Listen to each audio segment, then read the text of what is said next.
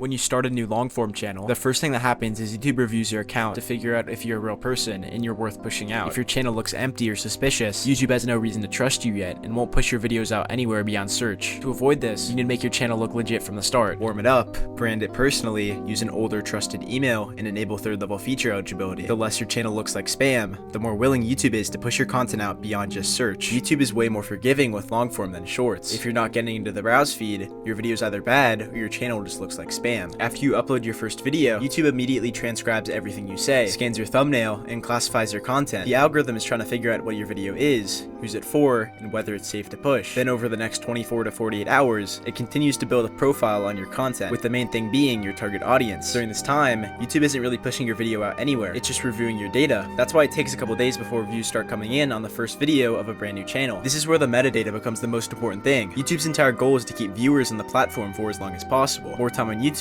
means more ads watched, and more ads watched means more money to YouTube. So naturally, the algorithm's job is to find the videos that specific viewers would enjoy the most. To do that, it needs to know exactly who your video is for. If the algorithm can't figure out your target audience, it would rather push out someone else's content and actually understands, rather than risking showing yours to the wrong person. Like I said before, you really need to focus on your metadata here. Your title needs to clearly tell YouTube what the video is about, and then tags, chapters, and timestamps all give the algorithm more context. Your thumbnail matters too because YouTube's AI is actually reading it. It scans for faces, objects, and text. The clearer everything is, the faster it matches your video to the right people. Typically, channels that write vague titles and leave descriptions empty are forcing YouTube to guess. And once again, YouTube doesn't want to take the risk showing it to the wrong person. Once the data is collected and the target audience is determined, YouTube starts testing your video through browse to collect initial data and decide whether to keep pushing it or not. Similar to Shorts, the algorithm pushes out your videos in kind of waves. YouTube is testing your video against small groups and watching how they respond. If they respond well, YouTube slowly ramps up impressions. Then depending on how the next group responds, it either keeps ramping up, slowing down, or plateaus. And before you guys ask me about why my studio looks so much better than yours, I use New Studio, which is by far the best Chrome extension if you want to take YouTube seriously. So how do we get YouTube to push your video as much as possible? Well, this comes down to the stats. There's 3 stats you need to be focusing on, with the first being click-through rate. This is the percent of people who saw your video in their feed and actually clicked on it. Every person who sees your video in their feed is considered an impression. Picture it like this. Every single impression on YouTube is like a slot. There's a limited amount of slots in a given feed, so YouTube is pretty selective with it. Why would they give a video that has a low click-through rate an impression when they could give an impression to a video that actually has a high click-through rate and it's proven that people are willing to click it? It's much more valuable for YouTube. Your click-through rate is determined by your thumbnail, your title, and your idea. This is the first thing a viewer even sees, so you really need to focus on this. Your goal is to make your video the most appealing to click on out of every other impression on their feed, but the best way to stand out is being in a niche that has a ton of viewers willing to watch. To help with that, I have a playlist of a bunch of viral niches I find, and I'll be constantly updating it. These are niches I would use myself. A lot of you guys were asking me how I find my niches, so if you're wondering, the majority of these niches are found with algro. But what percent should you be shooting for? Well, the average CTR on YouTube sits around 4 to 5%, and anything below 3, YouTube definitely won't push it. The next stat the algorithm focuses on is the retention graph. This is by far more important than CTR. You want this graph to be as flat as possible, as high as possible, and the initial dip to be as small as you can manage. The graph will always go down over time because viewers just naturally leave no matter what you do. If you're losing too many viewers at the start, your hook is bad. If your graph is too steep, your storytelling and video idea is bad. But after the algorithm pushes your video in the browse feed for a bit, it starts being shown in the suggested feed. This is the sidebar when someone's watching another video. YouTube really only pushes your video in the suggested feed after it tests it in browse first, because the suggested feed is much more dependent on your target audience. So YouTube naturally waits until they have more data before showing your videos there. These impressions in the suggested feed are much more valuable to YouTube because their goal is to keep people on the platform for as long as possible. Now, these 2 stats are the most visible things you can improve, but beyond that, the algorithm tracks a ton of different things. Engagement, what the comments are about, likes, shares, subscriptions gained or lost, returning viewers, viewer satisfaction surveys, not interested clicks, search terms, whether your video started a session, whether it ended it, and what the viewer did after watching. And there's 3 things I said at the end, all fall into session time. If your video makes someone spend more time on YouTube, this is the strongest signal you can send to the algorithm. This is why linking your viewers to a playlist or another video at the end helps so much, even if it's not related to you. You can see this in action on my videos. The first long-form video on my channel went viral, and one of the reasons for that is because at the very end, I linked viewers to a playlist with a bunch of viral niches. This playlist got tens of thousands of views, and because of my video, even though it was relatively short, I got viewers to spend more time on YouTube, and the algorithm rewards that. As you continue to post more videos and start gaining traction, you start to build an audience. YouTube shows your next videos to people who watched your previous ones first, so you always have a solid seed audience going into every upload. But if you're struggling finding ideas, once again you can use algro for this. You can actually integrate it with Claude, and you'll be able to instantly analyze all your competitors through using it, so check it out. If you want a free personalized channel review or need help with anything, join the Discord.